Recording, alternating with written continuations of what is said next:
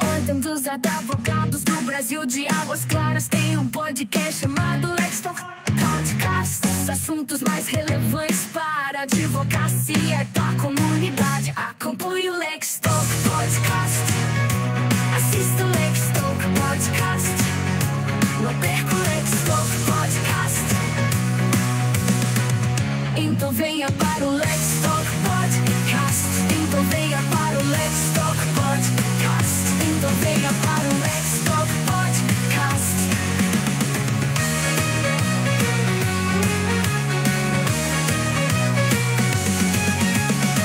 A Ordem dos Advogados do Brasil de Águas Claras tem um podcast chamado Lex Talk Podcast. Os assuntos mais relevantes para a advocacia da comunidade. Acompanhe o Lex Talk Podcast. Assista o Lex Talk Podcast. Não perca o Lex Talk Podcast. Então venha para o Lex Talk Podcast. Então venha para o Lex Talk Podcast. Então venha para o Lex Talk Podcast.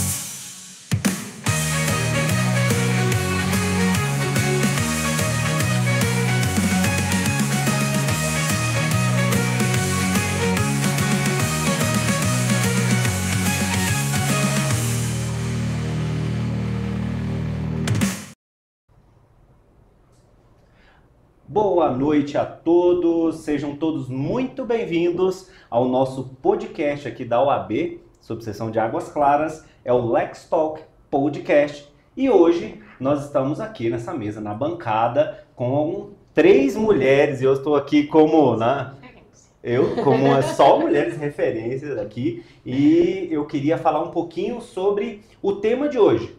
Então hoje nós vamos falar de fato sobre um tema que é transformador, que é a justiça que acolhe soluções e direitos na prática. Então vamos abordar basicamente algumas coisas que são importantíssimas, que são pouco faladas, que basicamente é a advocacia multiportas. Vamos falar também da importância dos ciclos restaurativos, o direito da pessoa autista e ainda conhecer alguns projetos que nós vamos falar aqui durante esse podcast. E eu já passo aqui a bola da vez para a nossa co-presidente, Carla, por favor.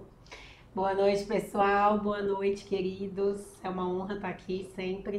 O podcast dos meninos cada vez crescendo mais, enaltecendo a subseção de Águas Claras e com toda certeza temos muito aí o que tratar aqui. Né? Levar conhecimento para as pessoas a respeito da justiça restaurativa, a respeito do direito sistêmico, que para mim, eu confesso que era um campo nebuloso, eu não sabia nada do direito sistêmico. A doutora Bruna fez um evento na subseção de Águas Claras e eu fiquei bem apaixonada, porque eu nunca havia visto algo de tanta beleza dentro do direito. Porque é um ramo diferente, é um ramo de beleza, de diferença mesmo, né, dentro do direito. A doutora Giliane também está conosco aqui hoje, é a nossa presidente, esqueci de falar que a Bruna é a presidente da Comissão da Advocacia Multiportas, que é essa advocacia que trata do direito sistêmico. E a nossa querida Gil é a nossa presidente da Comissão de Direitos da Pessoa com Autismo, especialista em direito médico, né, Gil, em direito... todas essas questões que envolvem saúde, planos de saúde, não é isso? E direito dos autistas, uma referência aí. Eu digo que essas duas comissões são exemplos para nossa casa. Essa é a verdade. Eu já disse isso para as duas e não é balela. As duas fazem um trabalho de excelência e são exemplos para todas as comissões da OAB de Águas Claras. E a gente observa isso exatamente nas atividades, né? Na constância nas atividades. E a gente sabe que na nossa profissão a constância diz muita coisa e realmente eu tenho que parabenizar as doutoras aqui, porque é um trabalho constante, não só de visita a vários locais, mas também de muita presença nas redes sociais também, que a gente observa, e eu tenho certeza que a OAB fica assim orgulhosa. Eu tenho certeza que a doutora Carla, que é ao meu lado, ficou orgulhosa de estar ali, né, na copresidência e vocês nas presidências aqui das comissões, que realmente eu também tenho que parabenizar vocês, que realmente são comissões que nos inspiram aqui em Águas Claras e eu digo também para todo o Distrito Federal. Com certeza. A condução dos trabalhos, a gente vai começar com uma pergunta a respeito da advocacia tradicional versus a advocacia sistêmica. Então, eu vou direcionar a pergunta para você, Bruninha. Como você diferencia a advocacia tradicional da sistêmica e em quais situações cada abordagem é mais eficaz?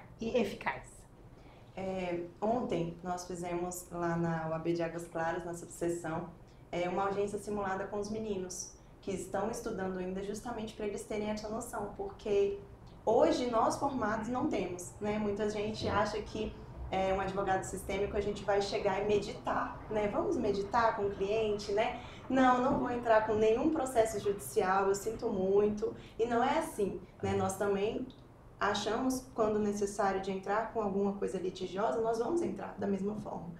A única coisa que difere é que a gente olha para as partes, né? A gente não olha só a questão do processo. Tá, isso aqui cabe, isso aqui da lei, isso aqui cabe o Código Civil, que no meu caso, isso aqui, né? Tudo bem, mas as partes, o que elas estão sentindo?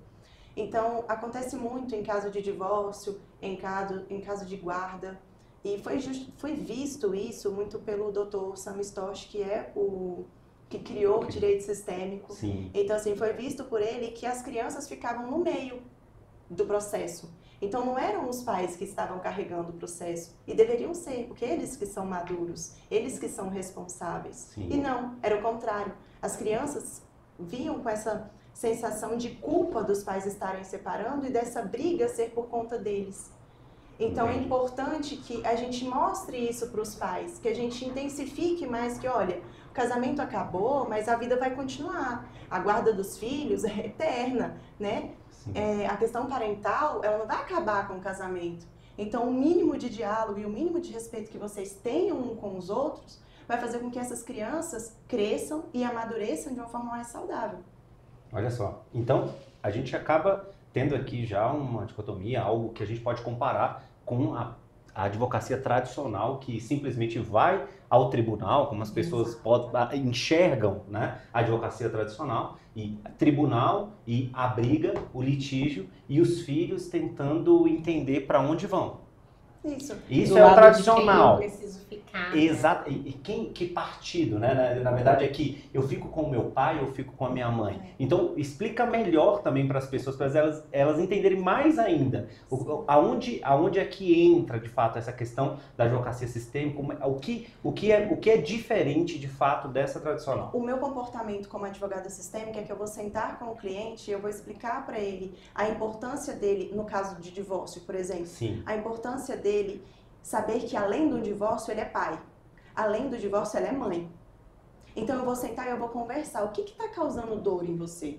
O que realmente faz com que esse divórcio atravesse 5, 6 anos? Porque às vezes o que liga as pessoas são o divórcio. E eles não querem que acabe, então eles ficam ali com o divórcio. Postergando, porque a única coisa que liga os dois, às vezes, é a questão judicial. Então, a minha postura é de uma postura acolhedora. Eu vou escutar, eu não vou julgá-la, eu não vou julgar ele, entendeu? É uma postura mais, o que está além disso? Qual é a dor que o meu cliente carrega? Não é só chegar e falar, olha, a guarda vai ser compartilhada porque é o que a lei prevê ser mais benéfico, a pensão vai ser assim, e sabe por quê? Porque daqui 3 meses esse cliente vai retornar. E quando ele retornar, ele vai trazer as mesmas dores, porque as dores dele não foi curada. Então, eu olho para essa dor também, eu escuto ele. Mas, doutora, nós temos hoje no judiciário uma tendência ali à mediação.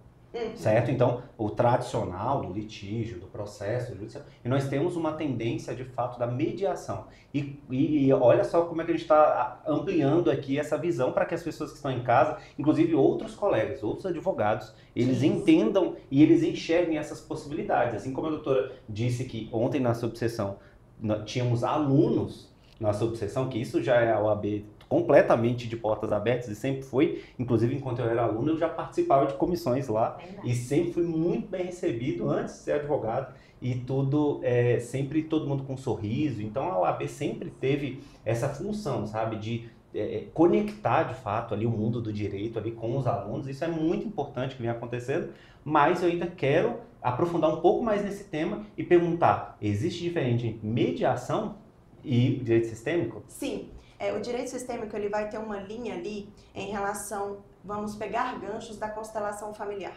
Certo. Calma. Nós vamos falar, é o próximo tópico aqui não também. Não briguem comigo. Aconteceu um caso e eu não vou passar por cima disso. Infelizmente, em algumas cidades do Brasil, em alguns estados, a constelação familiar foi muito mal aplicada dentro do fórum. Então, teve casos péssimos de violência doméstica, inclusive, que o homem teve que estar lá presente, a mulher ficou desconfortável, a mulher pediu desculpa a ele. Então, assim, Nossa. Poxa, você já está sofrendo violência, você já está mal. Então, distorceu todo o conteúdo do que realmente é a constelação familiar e trouxe para uma situação justamente porque foram fazendo cursos e cursos. Teve uma vez que eu coloquei lá e falei, você quer ver em quantas horas eu me torno consteladora? Eu fingi que tinha assistido todas as aulas e pedi solicitar certificado em 10 minutos. Eu tenho esse certificado aqui porque eu denunciei a empresa. Olha. Por quê? Porque é muito importante. Eu estou mexendo com pessoas. Nós, advogados, a gente tem uma carga muito grande de responsabilidade em relação à lei. Sim. Mas eu tenho uma responsabilidade em relação ao emocional dessas pessoas. Muito bom. Então, o direito sistêmico é diferente da mediação, por quê? Porque nós vamos ter 3 linhas. Eu vou trabalhar com o equilíbrio, eu vou trabalhar com a hierarquia e eu vou trabalhar com o pertencimento. Existem inventários que ficam parados durante 10, 15 anos e as pessoas não entendem o porquê. Às vezes é porque a cadeira dos filhos não está devidamente. Às vezes o filho mais novo está tomando o lugar do filho mais velho. E como que a gente vê isso? Dentro de uma sessão sistêmica. Uma sessão sistêmica pode ser feita com pessoas ou ela pode ser feita com bonecos, com papel. Eu já constelei com sachê de sal, porque a pessoa estava conversando comigo num chá e ela teve dúvida, é uma advogada. E eu falei, você quer saber como é? Ela falou sim. E aí eu mostrei para ela, falei, vamos tratar de um caso então que você está me trazendo. E aí foi um caso dela judicial e eu constelei o processo dela. Ali ela entendeu. O irmão estava, o irmão mais novo, no lugar errado. O irmão mais velho não tinha sido aceito pelos pais, então estava brigando com a mãe por conta do inventário. Então, o que eu faço é hierarquia. Quem está primeiro? Os pais. Quem está depois? Os filhos. Quando você coloca num processo de guarda, por exemplo, brigando pelos filhos, o processo ele aparece exatamente assim, ó. A mãe, licença, doutora. O pai e os filhos aqui. É assim que fica. E o processo fica aqui. Em 98% dos casos que eu fiz em Minas, que eu fui consteladora judicial do Fórum de Araguari, era isso aqui. Era isso aqui que acontecia. Ou seja, a mãe tá aqui, o pai tá aqui e não tá carregando nada. E a criança tá aqui. Ou seja, a hierarquia tá errada, porque a criança ela tem que viver. E os pais têm que carregar a responsabilidade. Ótimo. Por que acontecem os divórcios? Porque há desequilíbrio na relação. E o que eu mostro para eles é isso. Vocês vão se divorciar porque é o que vocês desejam. Eu não tô aqui para fazer vocês voltarem caso não queiram. Mas que vocês entendam a responsabilidade do equilíbrio na relação. Você entrega o mesmo tanto que o outro entrega. E você recebe o mesmo tanto que o outro recebe. E o pertencimento. Às vezes, em muitos casos criminais, por exemplo, a pessoa que cometeu o crime, ela é excluída do sistema. E aí começa a acontecer um monte de situação no sistema familiar e até mesmo no processo da pessoa, porque ela está excluída inconscientemente do sistema. Então não é que eu vou hipnotizar ninguém. Eu vou fazer exatamente o que eu acabei de fazer com vocês. Vamos lá, você é o pai, vamos lá, você é a mãe, coloca pra mim onde você acha que deve colocar. Onde você acha que eu devo colocar o processo? Ah, aqui. É só isso. E eu vou mostrar pra eles, tá vendo como quem tá carregando o processo é a criança? Então é uma dinâmica inconsciente, rápida, sem mimimi, sem florear demais, porque a constelação é isso. É mostrar o que está no inconsciente e o que a gente não consegue enxergar. Olha. Diferente da mediação, que vamos nos sentar aqui, igual a gente tá, vai ter um mediador, que ele é, como é que é? Ele é imparcial, não é diferente, ele é imparcial, e ali ele vai escutar ela, ele vai me escutar, ele vai escutar o advogado, ele vai escutar a advogada, e os dois ali conseguem ter um diálogo em relação a isso. Então, a constelação, como que funcionava em Minas, por exemplo? Certo. O juiz entendia que era um caso que poderia ter uma sessão de constelação. Conversava-se com o advogado, os advogados concordavam. Isso era levado para mim, eu não olhava o processo, porque eu queria ver o que o sistema ia me mostrar. Sim. Eu constelava essas pessoas separadamente, então o pai, depois a mãe. Eu não constelo criança, porque isso é errado. Constelar criança é errado. Não constelo criança. E aí, quando saía dessa sessão, eu já sentia mas dá para fazer um acordo. Pensando... E aí ia para mediação. As mediadoras tomavam conta e na maioria dos casos eu honro muito a minha ficada, vamos dizer assim, no fórum, porque todos os que eu fiz constelação fizeram acordo. Olha e só. Deu muito certo e depois os advogados agradeceram no processo, então assim, deu muito certo. Legal. Então essa é a diferença do direito sistêmico para uma mediação. Maravilha. Entendeu? E eu acho que eu fiquei mais curioso ainda, nesse momento, sobre a tal da constelação familiar no judiciário. Então, acho que a gente poderia aprofundar um pouco mais esse tema, se a doutora pudesse adentrar mais. E já deu um exemplo aqui de como não fazer, né? Ela trouxe muito bem, olha, era feito de tal forma e que não é interessante, simplesmente ter um curso, isso não é legal, né? Assim, essa forma de não fazer acabou, vou colocar assim, bem esdrúxulo, só para todo mundo entender, tá? Essa forma de não fazer acabou queimando um pouco, né? Desse instituto da constelação. Olha, não queimou pouco, queimou muito. O Dr. Sami, eu, outras consteladoras que são excelentes, advogadas. Eu até fiz live com a doutora Fernanda esses dias, com a doutora Alessandra. Então, assim, que é juíza também, que também é magistrada. A gente está passando por uma fase, assim, no judiciário, de ser realmente... A gente sofre preconceito, porque foi usado de uma forma muito, muito errada. Como esse caso da violência doméstica. Porque a mulher leva anos, às vezes, para sair de um cenário de violência doméstica. Por exemplo. E quando consegue, ela tem que pedir desculpas ao agressor. Na constelação familiar, eu atendo particular. É um outro caso. Quando eu vou para uma constelação judicial, eu me atento ao processo. Entendi. Por exemplo, eu atendi violência doméstica por conta de um outro projeto que eu fazia lá. Mas sabe como eu atendia? Eu ligava para ela, eu mesmo. Oi, tudo bem? Quem está falando com você é a Bruna. Eu estou dentro do fórum. Vai um carro te buscar. Você vai estar completamente protegida. Tudo que você falar para mim vai ser assinado um termo de consentimento por mim, que nada vai ser falado. Então, assim, ela ia... Opa, aqui eu sei onde eu tô pisando.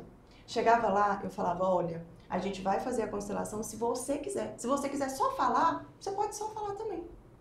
E ela falava, ai, tudo bem. E ali eu começava a mostrar para ela que em muitos casos, quase 100%, foi porque é uma lealdade familiar com a mãe. Ela assistiu a mãe sofrer violência, então ela vai sofrer violência. A gente repete a primeira infância, né? Então, assim, eu assisti o meu pai bater na minha mãe, eu vou buscar o marido. Não é culpa dela. Não. E aí a gente entende o porquê que quando elas apanham, quando elas sentem vergonha e culpa. É por isso. Porque ela sabe que tá errado, mas ela não consegue sair disso. E não é julgando a mulher que eu vou conseguir alguma coisa de benéfico para ela. Sabe? E aí, dentro dessa violência doméstica, além de fazer com que a mulher enxergue, aí eu tô entrando aqui porque é um tema que eu gosto. claro. Já sardinha pro meu lado, ainda mais no mês de agosto. No mês de agosto. Puxa, dizendo assim, além de mostrar para a mulher que ela está fazendo uma repetição de comportamento, e isso pode ser um despertar para essa mulher que vai acabar saindo dessa repetição de comportamento, no que mais seria benéfico? Por exemplo, eu sei que não é bom, aí eu digo como cristã, viver com mágoa dos outros. Seria para ela perdoar através da sua figura, por exemplo? É importantíssimo você falar sobre isso, doutora, porque a gente não perdoa na constelação. A gente sente muito. Por quê? Eu chego na doutora Carla e dou um tapa no rosto dela. Ela tá magoada porque eu bati e eu ainda tenho que falar, me perdoa, ela ainda tem que carregar a responsabilidade de me perdoar. Duas coisas pesadas.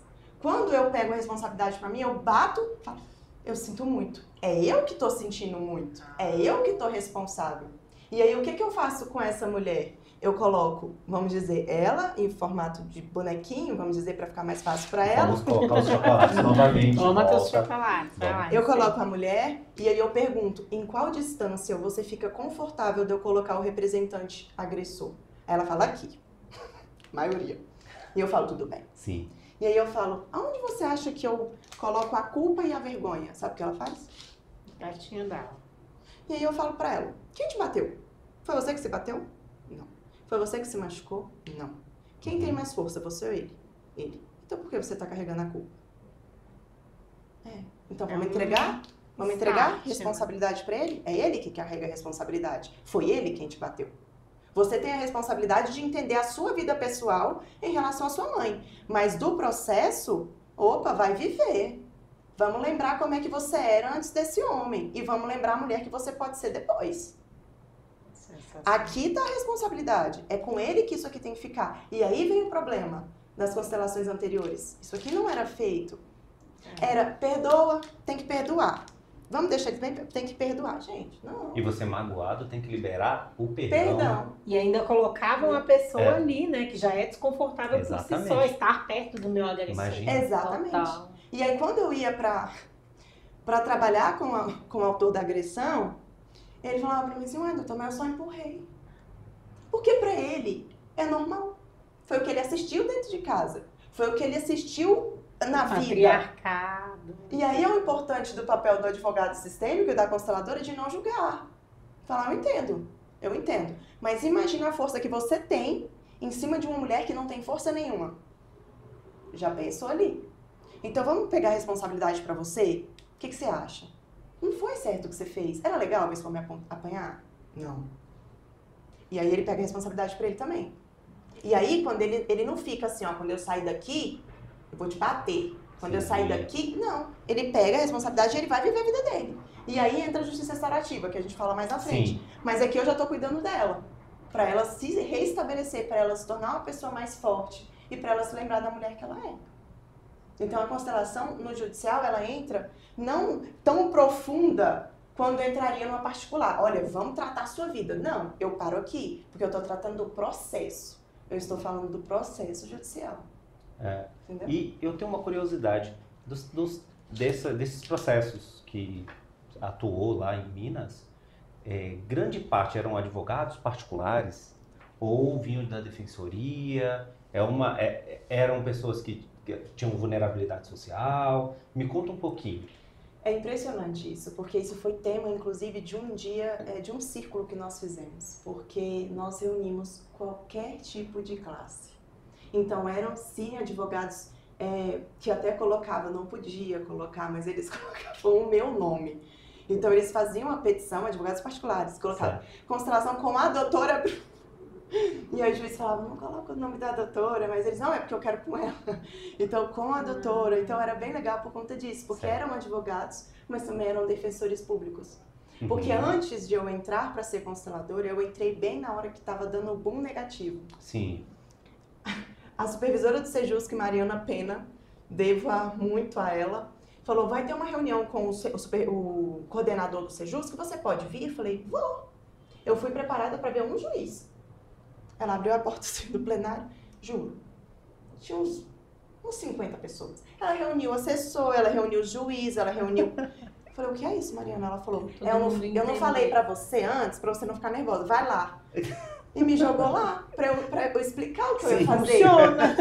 Funcionou, porque aí as pessoas entenderam de uma vez, sabe? Então ficou complicado a situação. Mas era legal por conta disso, porque eu tinha o apoio dos advogados também.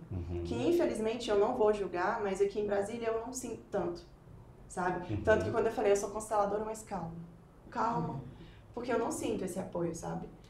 E no caso de família, então vamos aqui para o Distrito Federal, vamos para Águas Claras, então. Então, como advogado, os nossos colegas que estão assistindo, como ali na petição inicial, o que eles precisam fazer? Eu acho que isso é uma utilidade pública, assim. Infelizmente, aqui em Brasília não tem, porque eu fui, como é que fala? Eu fui autorizada pelo Tribunal de Belo Horizonte. Então eu preciso ser autorizada. Eu passei por esse processo seletivo e o meu nome estava vinculado ao Tribunal de Belo Horizonte. Certo. Então aqui não está tendo as constelações judiciais como está em Minas, como está tendo na Bahia. As decisões dos juízes já saem. Olha, constelação, dia tal, para tal pessoa. Os advogados pedem, mas aqui ainda não tem a liberação para fazer a constelação judicial. Então, como se fosse um psicossocial que a gente tem aqui. E aí, o que eu faço? Não sei se eu posso falar, mas... Como consteladora... Não sei. Como consteladora, quando algum advogado está com dificuldade, ele me chama no escritório dele para entender o processo. Aí eu posso. Certo. Entendeu? Então temos um caminho. No É. Distrito Federal, então, basicamente, Os forma advogados privada. fazem isso. Sim. E é um caminho. Sim. É um caminho para que a gente possa levar isso adiante. A OAB de Quanto Águas mais Claras. houver Né? conhecimento, na verdade, o primeiro caminho é esse aqui. É. Mostrar para as pessoas do que se trata. Porque a gente tem medo do desconhecido, Sim, a gente tem receio com do que a gente não certeza. sabe o que é. Eu confesso, a Bruna sabe, eu falei pra ela o dia que eu cheguei lá pro evento, falei, meu Deus, o que vai acontecer aqui? Porque eu fiquei receosa, eu nunca havia visto. E aí, quando aconteceu, a gente saiu de lá todas, nós saímos de lá todas encantadas. Já querendo o próximo Querendo evento. o próximo, pedindo ela pra marcar de novo. E é verdade, porque eu estive na OAB um dia à tarde. Estive na OAB, a Carla estava no plantão na OAB. E ela, Derek, eu preciso que você me ouça. Eu falei, claro. E ela falou falei, exatamente. aconteceu uma coisa aqui. Amigo, você precisa ver. Ela disse isso. Então, e assim, falo não pra é... todo mundo, porque eu mesma não sabia do que se tratava. É. Então eu tinha receio. Quando eu cheguei lá, eu falei, meu Deus, o que a Bruna vai fazer O aqui? pior é porque eu coloquei um local bem acolhedor mesmo. Doutora Amanda super me ajudou, doutora Amanda Pessoa. E aí colocou uma luz assim, meio escurinha, acolhedor. Confortável. E botou Uma luz amarela, né? Que é uma mais luz amarela. confortável. Aí botou almofada. Aham. Uma Aí musiquinha. elas entravam e voltavam. Eu falava, tá todo mundo com medo. Vão achar o quê? Que eu vou fazer o quê? Eu achei, eu vou falar. Por favor. Não, Por favor, doutora. Por favor. Acho melhor não deixar ser cancelado. Melhor deixar pra quem tiver interessado, o próximo evento. Próximo evento, participar. E aí você Fala conta make-off qual é a desse sua podcast. opinião. O que você acha que vai acontecer? Isso. Boa. Muito bom. Mas perceba que eu tive aqui um insight, eu acho que é interessante, descobrir como é que foi introduzido em Minas, para que a gente possa Trazer pra Trazer cá. pra O cá. que a gente pode Olha, fazer? sendo bem sincera, o doutor Pedro Begatti e a doutora Mariana Pena literalmente fizeram assim, montaram um esqueleto de um projeto, certo. mandaram para o tribunal, falaram, ela é competente, porque eu já fiz outras situações com ela e ela vai ser a consteladora. O tribunal respondeu, tá bom. Então, assim, eu tinha que entregar termo de consentimento, eu tinha todo um processo para fazer. Se eu estava, porque eu sou mediadora também, então se eu estava como consteladora, eu não podia estar como mediadora no processo, justamente para não quebrar a imparcialidade. Então, assim, foi exatamente isso. O Sami, que foi quem criou, o Dr. Sami, lá foi da mesma forma. Montou um projeto, levou para o tribunal.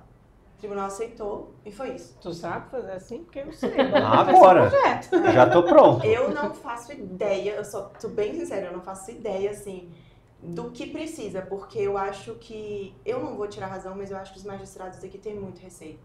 Porque foi bem prejudicial na época. 2022, 2023. Eu acho que a OAB pode, né? Vamos Vamos caminhar juntos e dobrar as mangas, né? E trabalhar. Acredito que seria extremamente importante e eu acho que a gente pode, inclusive, juntando essa parte que nós estamos falando aqui, acredito que a gente pode ir para, de fato, ali falar um pouquinho sobre essa etapa também da justiça restaurativa. Que a doutora só deu uma pincelada aqui, né? E essa questão dessa reconstrução do ciclo de paz. Acho que isso é extremamente importante a gente adentrar, porque eu acredito que todo mundo que está assistindo já conseguiu entender de fato assim, mais questões, já começou a entender melhor sobre todos esses requisitos, o que é, o que não é, diferenciar. Acho que a gente já pode adentrar um pouco mais para isso. Pode? Então tá bom. A Justiça Restaurativa, criada por Kay Pranis, ela traz pra gente uma nova visão. Sabe o todo que eu falei que eu olho quando eu sou consteladora? Sim. A Justiça Restaurativa era isso, ela é olhar não só a ponta do iceberg. Então nós fazemos círculos, precisa ter capacitação, precisa fazer curso de facilitadora de círculo em traumas, em coisas que são mais pesadas, porque às vezes a gente vai tratar de um bullying na escola, que é muito o que a gente vai falar depois aqui dos projetos. Às vezes a gente vai trabalhar com violência doméstica, então a gente vai juntar ali 7, 8 mulheres que estão sofrendo violência, então a gente tem que saber até onde a gente vai levar. Que foi aquele que a gente fez. E a minha preocupação era o tempo todo, tá todo mundo bem, vocês estão precisando conversar, porque eu vou abrir feridas e eu preciso fechá-las. Então, é por isso que é tão importante fazer o curso de facilitadora. Como que funciona essa justiça restaurativa? Que existe agora, inclusive, a justiça restaurativa sistêmica, que eu posso incluir frase sistêmica da hierarquia, do pertencimento, dentro do círculo. Então, se torna um círculo sistêmico, porque eu estou utilizando frases que vão reorganizar aquele sistema de alguma forma. Vou montar um círculo, e aí vem onde a doutora Carla ficou com medo, e eu vou colocar no meio... Eu não vou mentir. Olha, não pode. Não pode contar, tem que convidar para o próximo evento. Não, mas para vocês entenderem mais ou menos, eu vou colocar no meio alguma coisa e vai ser passado o objeto da fala. Então eu vou escolher um bombom e vocês vão falar sobre N situações. Eu posso fazer círculo restaurativo em empresa, eu posso fazer círculo restaurativo com servidores, que é uma coisa que eu quero levar também para dentro do fórum, porque eu vejo que eles estão sobrecarregados. Círculo restaurativo com advogados, que é o que a doutora falou para eu fazer com os advogados. Eu posso fazer com vítima de violência, eu posso fazer dentro de presídio, que eu queria muito fazer, com as mulheres principalmente, para elas serem vistas, sabe? Tanto que eu acho muito errado em sala de mediação a gente sentar em mesa quadrada, porque aqui é embate. Quando eu estou em círculo, todo mundo é igual. E eu acho que o círculo, ele ajuda mais na mediação, sabe? Certo. Tanto que no Sejusc de Minas, a gente tinha algumas mesas quadradas, mesas redondas para ajudar. Quando era mais pesada a situação, a gente, vamos colocar eles em círculo, para ver se ajuda? Sim. E ajudava.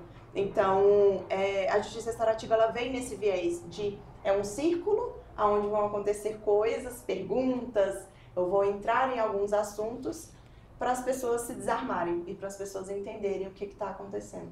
Entendi.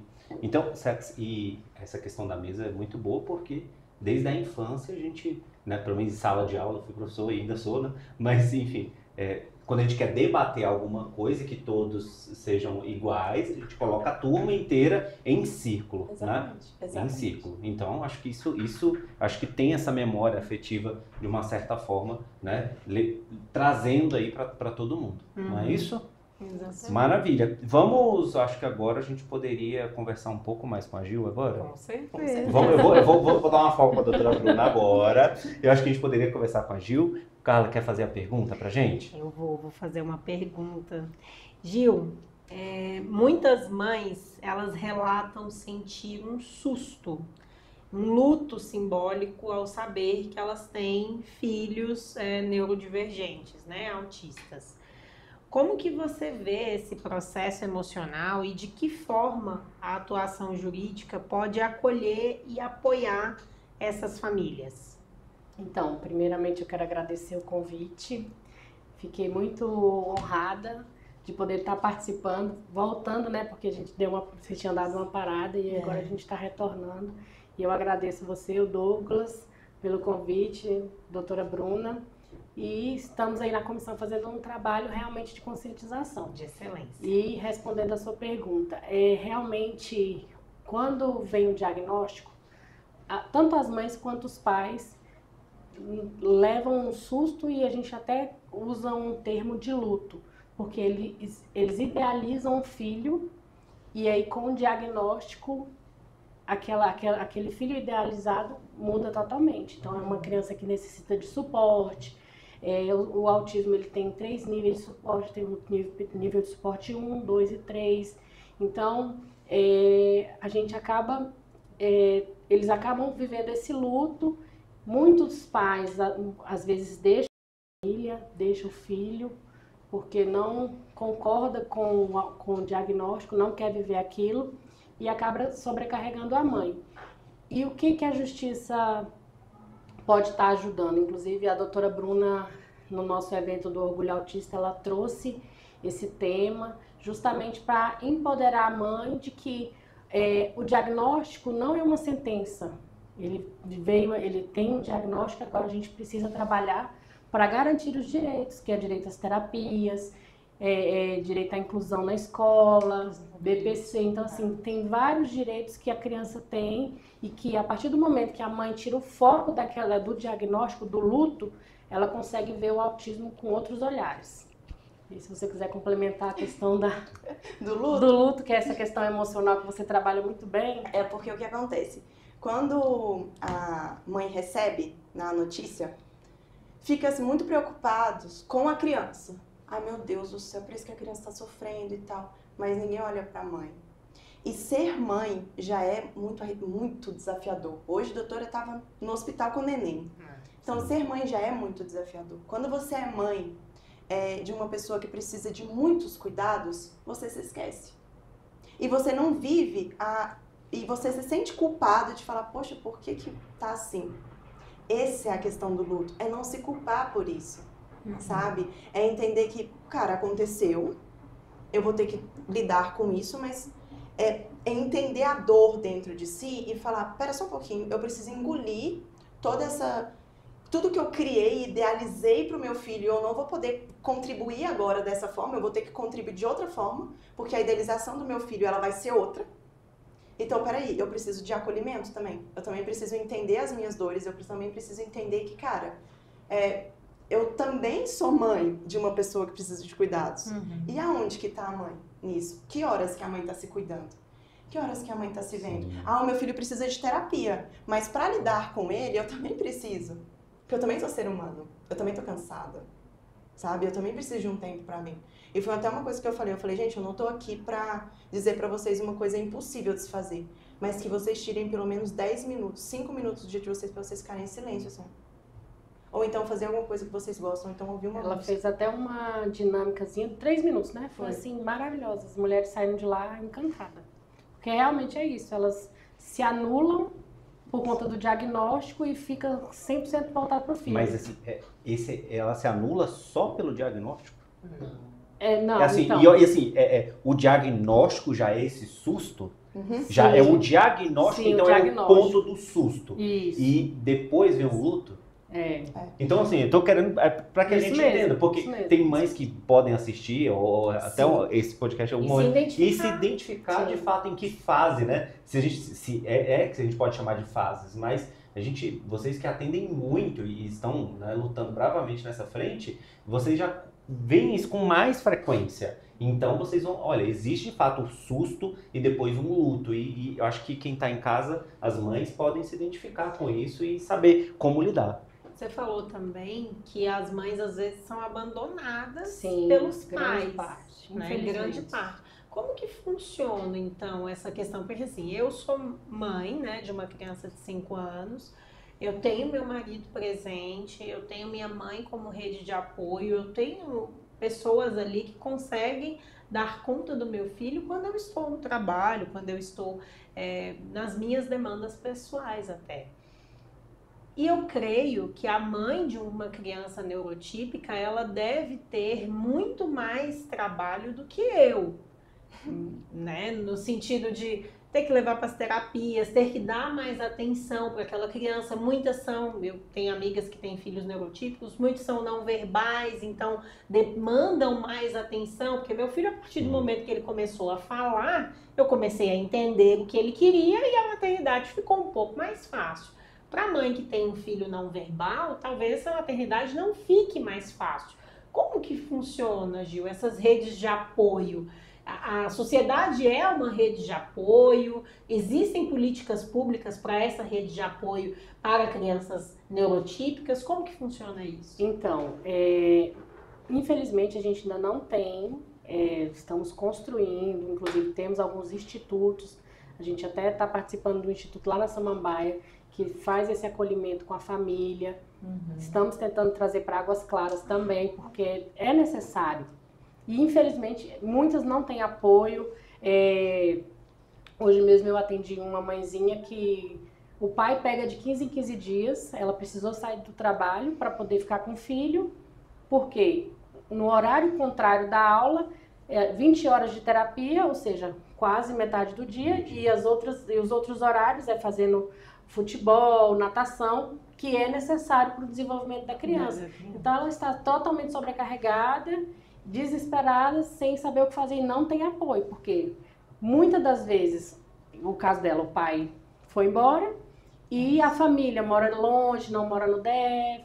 Então, infelizmente, a gente não tem essa rede de apoio, a não ser as próprias mães atípicas, onde tem associações que se unem para poder dar esse suporte. E o preconceito, Gil? Tem muito aí? Demais. Infelizmente, assim, eu vou até citar um caso. Sim. A nossa vice-presidente, ela é uma pessoa com autismo. E no nosso evento do Orgulho Autista, ela palestrou. E alguém foi lá no Instagram dela e falar: nossa, mas você nem parece autista. Eu vi isso. Você viu? Então, assim, diariamente existe esse tipo de preconceito. Principalmente quem é do nível de suporte 1, porque não é que para ele é mais fácil, só que ele consegue se camuflar e lidar melhor no dia a dia. Então, as pessoas acham que o autismo é a pessoa que não fala, é a pessoa que não se comunica, não se desenvolve. E aí acaba que o nível de suporte 1 sofre esse preconceito. Inclusive, a gente tem problemas com várias situações. A gente teve recente uma médica, ela era estudante de medicina de uma faculdade. Ela tirou a própria vida porque sofria essa situação na faculdade, porque as pessoas discriminavam ela, colocava porque ela estava usando o autismo para poder se promover. Sim, então, assim, a gente tem demais, infelizmente. Então, podemos colocar algumas etapas aqui que a gente está construindo aqui no podcast. Eu acredito que temos o susto, o luto. Depois do luto, nós falamos sobre o abandono. E depois do abandono, o preconceito. E o que a gente pode fazer, além desses eventos de conscientização que vocês também têm feito? Eu vi que ontem vocês inauguraram uma sala, né, junto ao aeroporto, sala. Como é que funciona isso? Como que foi? Nossa, assim, eu estou encantada até agora, porque assim, são avanços que a gente está tendo ao longo da história, né? Sim. Porque há 20, 30 anos atrás, as crianças eram trancadas em casa, onde elas não poderiam conviver com a sociedade. E hoje você tem um espaço no aeroporto onde vai acolher essas pessoas, os adultos também, né? Sim. Porque assim, não é porque é adulto acabou a sensorial, continua. Um projeto maravilhoso, esse é o 9º que é inaugurado, e aí o projeto é para os 26 aeroportos. Então, assim, maravilhoso. Que legal. E como que a gente pode ajudar? E aí eu falo até como mãe de uma criança que não é autista, mas que eu não quero que ela seja uma criança preconceituosa, eu não quero que ele desrespeite colegas dentro de sala de nenhum tipo, né? Não só quem tem algum tipo de autismo, mas a gente tenta ensinar para as nossas crianças e também para os adultos que ainda não têm esse nível de consciência, que a gente não deve ser preconceituoso. E o que a gente pode fazer para poder disseminar muito mais esse conteúdo? Eu acho que é o conhecimento mesmo.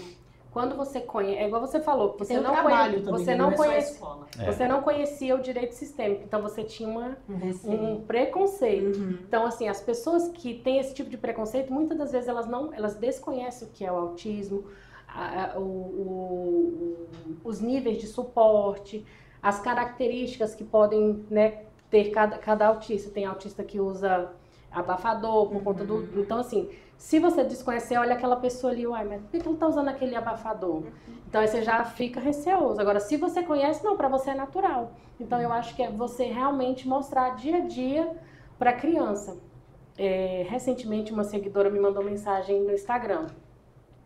Vocês podiam ir na escola do meu filho, porque eles não sabem, as crianças não sabem o que é criança autista. Teve uma situação assim na escola, e meu filho chegou, mamãe, o que é autista? E nem ela sabia explicar. Nossa. Então, assim, a necessidade realmente da conscientização, das pessoas saberem o que é, os níveis, para você saber lidar em cada situação. Ontem mesmo lá no aeroporto, teve uma criança que ela desregulou 3 vezes. Então, se não fosse todas as pessoas ali que sabem da situação, já ia se assustar, achar que é birra. Não. todo mundo sabia, a mãe levou lá pra sala, regulou, voltou. Uma das minhas amigas que é mãe de uma criança autista, ela fala muito sobre isso, que quando ela teve o diagnóstico, ela passou sim por esse período de luto, a filha dela é não verbal, mas ela teve também muitas respostas a respeito de coisas que antes, quando a criança era menor, ela mesma considerava, ai, tá com birra, ai, tá mimada, ai, meu Deus, o que eu faço com essa menina? E daí ela teve uma resposta do porquê a filha dela não correspondia aos estímulos dela da maneira que ela idealizava. Sim, inclusive quando, como a gente lida todo dia com esse público, quando vem o diagnóstico eu falo, nossa, que bom que veio o diagnóstico. Porque agora a criança vai parar de sofrer e você também. Porque acontece isso. A criança que tem dificuldade alimentar, a mãe empurra comida, briga, bate, né? E aí quando você pega o diagnóstico, não, então, peraí, tá errado. Vamos ver então, é a seletividade alimentar? Então agora a gente vai ajustar. Muda totalmente a qualidade de vida. Então o diagnóstico é o momento da família se reorganizar. Se reorganizar. Porque ela consegue, a partir do diagnóstico, ela consegue de fato, olha, esse é o caminho que nós como família, né? E tudo para que não ocorra abandono, nada disso, tudo mais, para que a gente consiga se reorganizar. Eu tenho uma colega recente, estava conversando com ela recentemente, semana passada, ela trocou, olha só, essa questão da reorganização, ela trocou de carro por causa do filho. Ela falou, Derek, eu tenho tantas atividades e aqui no Distrito Federal é tudo tão longe que o tanto que eu comecei a andar com carro a combustão, isso estava muito pesado. Eu troquei por carro elétrico agora e hoje eu tenho uma economia por do tanto que eu tenho que rodar aqui no Distrito Federal para que eu consiga ter de fato todo o apoio. Então, olha só, o quanto que as famílias têm que realmente se reorganizar como um todo e até no transporte. Sim. E eu guardei essa informação, falei, eu vou usar essa informação em algum momento. Porque, olha, o quão importante é isso também, eu acho que a gente tem que olhar não só para as emoções e tudo mais, mas patrimonialmente ali, né? Como as famílias de fato têm que se reorganizar para dar conta de todo esse suporte. E não é só para é para a família como um todo, como foi falado aqui. Tem clínicas aqui em Águas Claras, que é onde a gente frequenta, que tem lugares para os pais, enquanto as crianças estão na terapia, eles conseguem trabalhar, tipo co-work. Olha, bem muito interessante. Bem legal, né? Gostei. Um modelo a ser replicado. Sim. Ô, Gil, e eu sei que você trabalha bastante com plano de saúde também, Gil é minha parceira. E aí, como que funciona hoje em dia essa questão de plano de saúde para autorização de terapias? É fácil, é difícil, tem que ingressar? Como é que funciona? Depende do plano. Porque tem plano que quer dificultar, mas quando o plano não vou citar nomes, mas quando é um plano assim bom, ele tem várias clínicas credenciadas, não dá problema. Estou com um cliente que está com um problema com a clínica justamente porque não tem vaga para fono. E aí só tem aquela clínica naquela região. Sim. E atrasa também. Atrasa, é super importante para o desenvolvimento. E, inclusive, a gente fez aquela minissérie do pai autista. O pai trouxe a seguinte situação. Ele com o filho em casa, fazendo estimulações, a criança começou a formar frases. Então, assim, histórias lindas que a gente sabe da necessidade. Então, hoje o fono não é luxo, é necessidade para o desenvolvimento da criança. E ele é nível suporte 2. Olha só. Então, ele já teve A diferença, então, nos planos é a continuidade. Sim. E isso que os planos, às vezes, nós temos dificuldade, os pais têm dificuldade. Muita. Exatamente, aí, não é uma ou duas, é contínuo. Né? E precisa judicializar, a maioria das vezes. Acho que chato, né? Ter que judicializar uma coisa óbvia. Assim. Mas na justiça, liminar, consegue na hora. Sim, com certeza, com certeza. E eu acho que a gente tem que falar de um projeto que está surgindo por aí. É verdade isso aí? Eu vi isso aqui e fiquei chocada. Tá surgindo um projeto aí. O pessoal vai saber em primeira mão o projeto, assim. Tô emocionada. Vamos conversar sobre esse projeto? Conta pra gente. Então, sabe a Justiça Restaurativa? Conversando com a Gil, e ela é uma pessoa super assim, sabe, empolgada, aberta. Falei, o que você acha da gente... Você fez uma pergunta sensacional.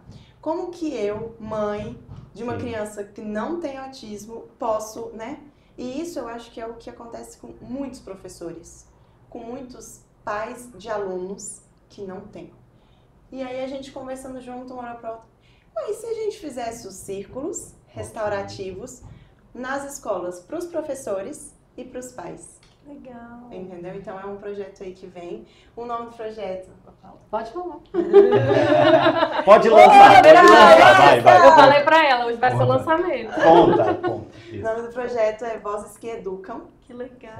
Eu vou fazer o projeto também não só para as crianças autistas, mas eu pretendo fazer para as outras áreas, porque o bullying é muito forte, o cyberbullying é muito forte. Sim. E em Minas, assim, é cidade pequena e eu fiquei horrorizada com o tamanho. E salva vidas, né, gente? E salva vidas. Então eu vou querer fazer o Vozes que Educam também eu conto com a ajuda da Gil, mas também com alunos de bullying, que sofrem com o divórcio dos pais. A gente, como aí agora me colocando na figura de mãe, né? A gente tenta dentro de casa ensinar para o nosso filho, eu digo eu e o pai dele, que o Papai do Céu, a gente, né, eu já disse, somos cristãos, então a gente diz que Papai do Céu fez todo mundo lindo e diferente. Que independente do que o coleguinha dele tenha de diferente, ele é lindo igual a ele e que nós devemos respeitar todas as pessoas, independente do que elas tenham ali de diferente. Mas eu sinto que mesmo dizendo isso, a diferença, às vezes, ela vai ter um ponto que vai deixar ele curioso. E como explicar isso para ele? Então, eu acho que esse projeto vai ser incrível. Sucesso, meninas. Vai ser sensacional. Estou ansiosa. Me contem comigo. Com certeza. Tem com a Todos gente aqui vocês. também, né? O podcast está sempre de portas Sim. abertas, né? E assim, pra gente realmente levar isso para quem precisa, pra gente que a gente consiga de fato criar essa rede de apoio, não só aqui, né? É uma rede de apoio que possa se estender expande, e com que de certeza. fato sirva de exemplo para as outras Pras unidades. outras, isso. E eu acho que isso é importante. E aqui na OAB de Águas Claras sempre surgem muitos projetos. No outro Bons projetos. Exatamente. No podcast anterior, nós falamos sobre, inclusive, uma questão de uma DEI que nasceu aqui, na OAB de Águas Claras também. Então, nós estamos sempre muito atuantes e a co-presidente, geralmente, ela não dorme, né? Eu digo assim, meu Deus, ela não para Sabe qual é a nunca. pergunta que eu mais recebo, amigo? Diga. Quantas horas tem o seu dia? Olha só, o meu não tem isso. É impressionante, é verdade. Eu vejo isso sempre. Eles não param, o nosso presidente Léo. E Ela não para, quando você manda mensagem, ela responde na hora. Exatamente. É exatamente. incrível. É impressionante. Então, e eu digo sempre assim que a OAB Águas Claras é extremamente acolhedora e começando dos presidentes aqui, e não é porque a Carla está aqui do lado, mas ela sempre foi muito receptiva com todos, né? E a gente estava falando sobre alunos, profissionais, advogados também, mas toda a comunidade, né? A OAB de Águas Claras, ela tem feito esse trabalho de abraçar de fato a comunidade, servir a comunidade onde ela está inserida. Eu tô aqui para servir, meu amigo, de fato, servir. A minha missão no mundo é servir. Esses dias eu recebo advogado todas as terças, né? Terça-feira eu fico na subseção de mais lá, ou então, menos. visitar. Eu fico lá, né? Neck já foi lá me ver. Ela estava lá. Eu fico lá de 9 da manhã, Eu vi no mais ou Instagram. menos, até às 5, 6 da tarde. E aí, esses dias, uma menina foi lá, doutora, eu queria marcar pra conversar e tal. Aí conversou um pouco, aí ela falou assim, mas aí agora me conta uma coisa aqui. Aí eu falei, o que é ela? Qual que é o salário aqui? O salário Já da quero OAB. a Conta salário. pra todo mundo. Falei pra ela, não conta. tem salário. Ela, como assim não tem salário? Eu falei, não tem salário. Eu não tenho salário, o Léo não tem salário, ninguém que você vê aqui, presidente de comissão, tem salário. O Poli não tem salário, o Beto Simonetti não tem salário. Ninguém tem salário. E ela, mas por que vocês se doam tanto? Eu falei, boa pergunta. Na minha vida, é claro, gente, isso daqui também a OAB também é uma vitrine para a advocacia. Sim. A Gil é referência em direito do autismo, a Bruna é referência em direito sistêmico, você é referência em holding e planejamento sucessório. É isso. Aprendi, tá vendo? Maravilha. E todo mundo aqui procura ser visto como referência, mas eu sempre digo, e vocês vão me enjoar de me ver dizer isso, no final tudo é sobre pessoas. Tudo é sobre pessoas, é sobre as vidas que a gente toca, é sobre as pessoas que dizem, nossa, eu estava perdida e eu encontrei um caminho aqui. Então a OAB de Águas Claras realmente é essa família, a gente se ajuda. Essa semana a gente teve, eu não poderia deixar de citar, infelizmente, a nossa vice-presidente da Comissão de Direito Tributário, minha grande amiga Carol, passou por uma situação de preconceito e nós estamos atuantes, oficiamos a Uber cobrando, porque quem mexer em qualquer lugar do mundo, com qualquer um dos nossos, a gente vai atrás para saber como que a gente vai resolver. Porque não vamos admitir qualquer tipo de preconceito, de gênero, de raça, com relação a alguma neurotipicidade. Não vamos admitir qualquer forma de preconceito na nossa casa. Aqui todo mundo é bem-vindo, aqui todo mundo vai ser bem visto e todo mundo vai ter espaço, vez e voz. Isso é verdade. Eu acho que a gente tem que... Todos nós sabemos disso, né? Chegamos na OAB e fomos recebidos assim, realmente de portas abertas aqui na OAB. Né? Eu acho que isso que é importante a gente falar sobre isso, e que a Carla está dizendo aqui é, de fato, uma realidade. Realidade mesmo. E nós estamos chegando a 1 hora de podcast. Que rápido! 1 hora de podcast. Pode passar para 2 horas. 2 horas? Podemos. Querem continuar? Fazer um filme, uma série. Não tem problema. E o melhor de tudo que aqui é ao vivo, não tem cortes. Então tá todo mundo assistindo ao vivo. Então, de fato, nós estamos aqui ao vivo no canal do YouTube da Subseção, da OAB de Águas Claras. E eu tenho que agradecer e encerrar o nosso podcast, mas ainda tem um momento para cada uma de vocês aqui falar um pouquinho das redes sociais. Aqui na tela também já está aparecendo o nome das doutoras e também o Instagram. E inclusive, antes da gente encerrar, eu quero agradecer hoje ao Dr. Douglas Bento, que é conselheiro da OAB e hoje está na técnica, né? Então, obrigado, Dr. Douglas. Todo mundo trabalhando, sem salário. Todo mundo trabalhando, sem salário. Então, gostaria de agradecer de fato ao Dr. Douglas por estar operando hoje todos esses equipamentos aqui. E agora a palavra está com vocês.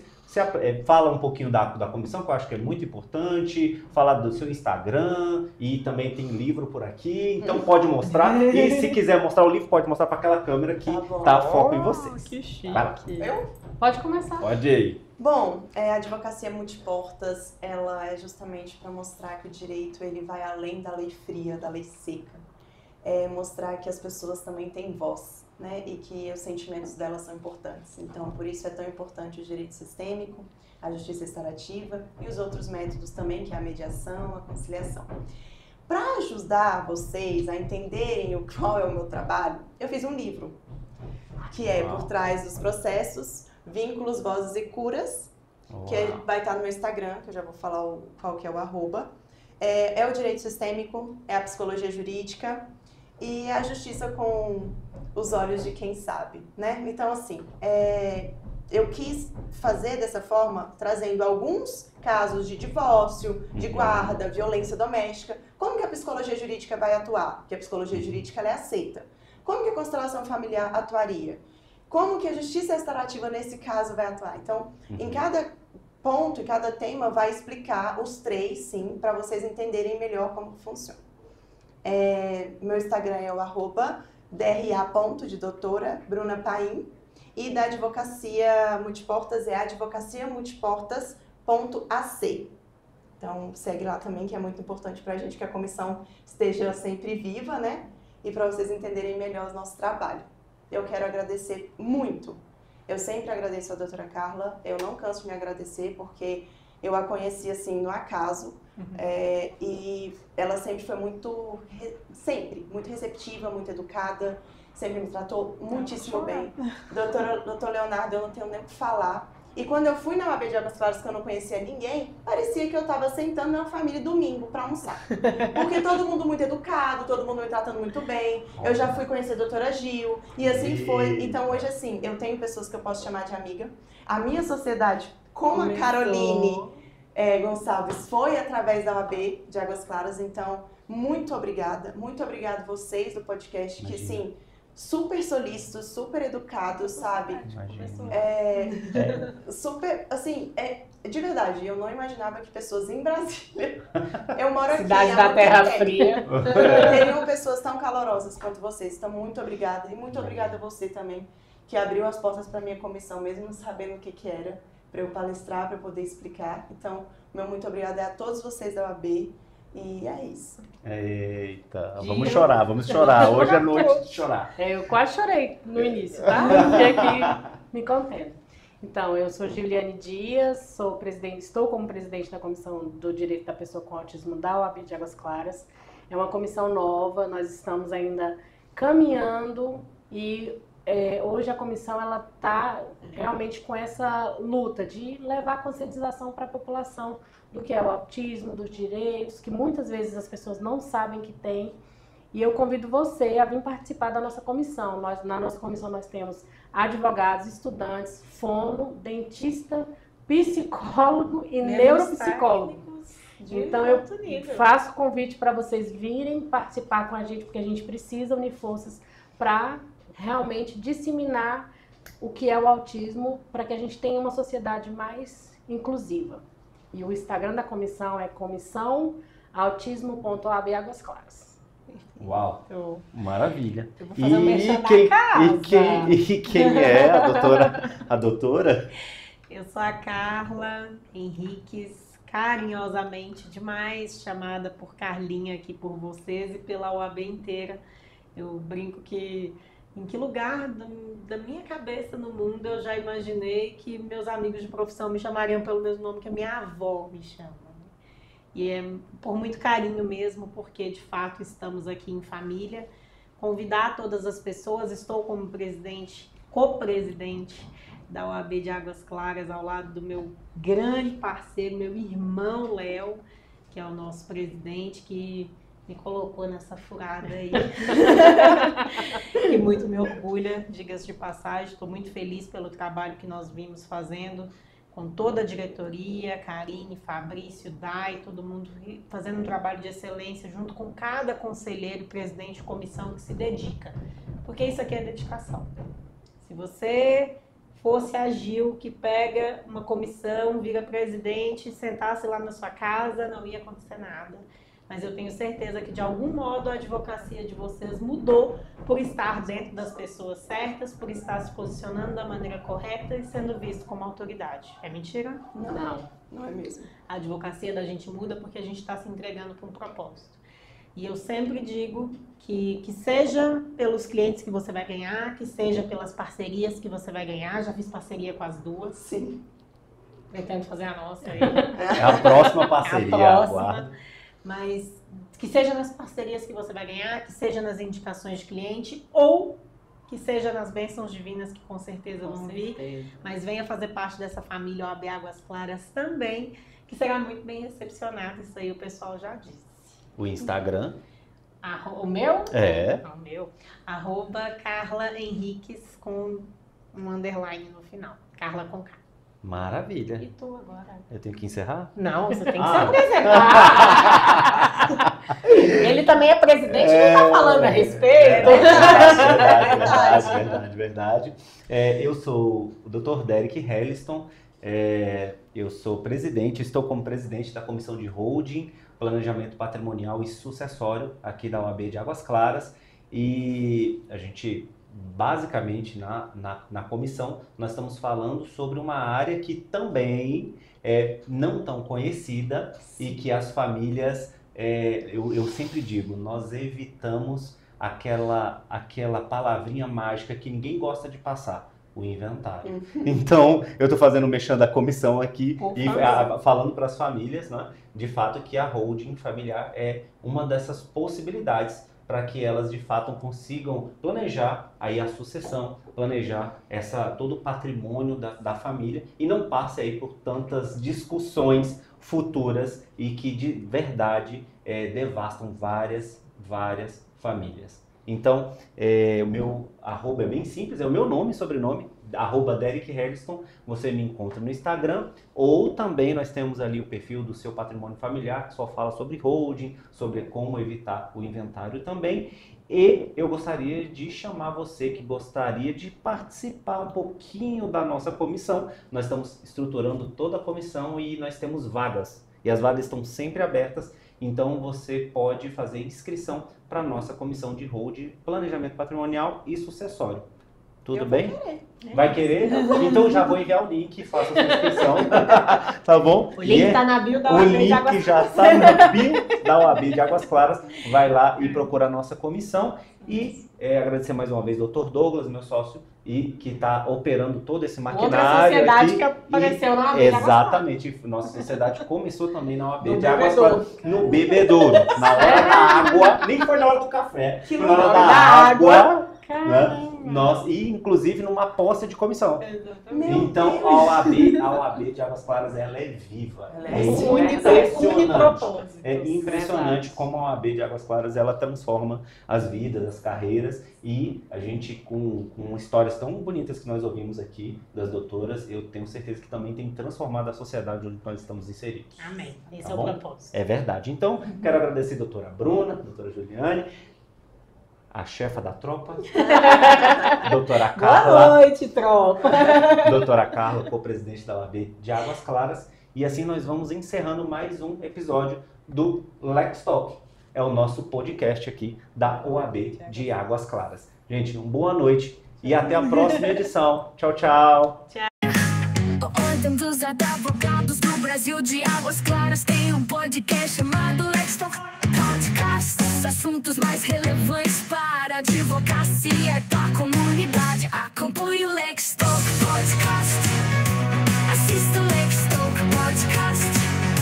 Não perca o Lex Talk Podcast. Então venha para o Lex Talk Podcast. Então venha para o Lex Talk Podcast. Então venha para o Lex Talk Podcast.